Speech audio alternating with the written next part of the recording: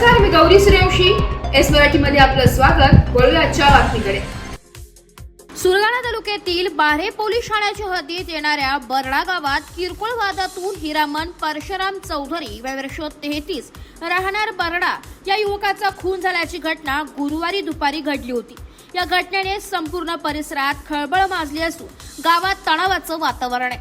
या प्रकरणी 12 संशयित आरोपींना अटक करण्यात आली असून एक जण फरार आहे. संशयित 12 आरोपींना सुरगाणा न्यायालयाने 6 मे पर्यंत पोलीस कोठडी सुनावली आहे.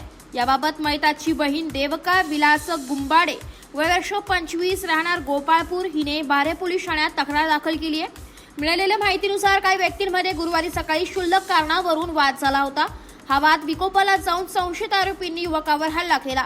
गंभीर जखमी युवकास जंगलात फेकून दिले. गुरुवारी सायंकाळी पोलिसांना याबाबतची माहिती मिळताच पोलिसांनी घटनास्थळी जात मृतदेह ताब्यात घेत बारे ग्रामीण रुग्णालयात शवविच्छेदनासाठी आणला.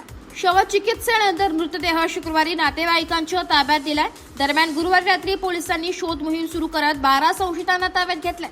त्यांना सुरगाणा न्यायालयात हजर केले असता 6 मे पर्यंत पोलीस कोठडी त्यांना सोडवली आहे. या घटनेनंतर गावात तणावाची स्थिती निर्माण झाली असून याबाबत सहाय्यक पोलीस निरीक्षक सोपान राखोंडे तपास करीत आहे. बारे पोलिसांचे सर्वत्र कौतुक केले जाते.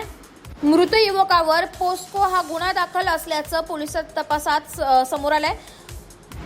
मृत युवकावर पोस्को गुन्हा दाखल असल्याचं पोलीस तपासात समोर आलंय.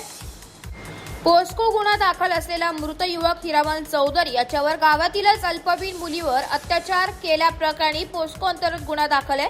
वर्षभर तो कारागृहात होता. याचबरोबर त्याचा लहान भाऊ गोवर्धन चौधरी याच्यावर सुद्धा अल्पवयीन मुलीवर अत्याचार प्रकरणी पोस्को गुन्हा दाखल आहे. एस मराठी न्यूजसाठी प्रतिनिधी लक्ष्मण बागुल, सुरगाणा. अशाच नवीन ताज्या घडामोडी जाणून घेण्यासाठी आमच्या एस मराठी न्यूज चॅनलला लाईक करा, शेअर करा, सबस्क्राईब करा आणि बेल आयकॉनला क्लिक करायला विसरू नका.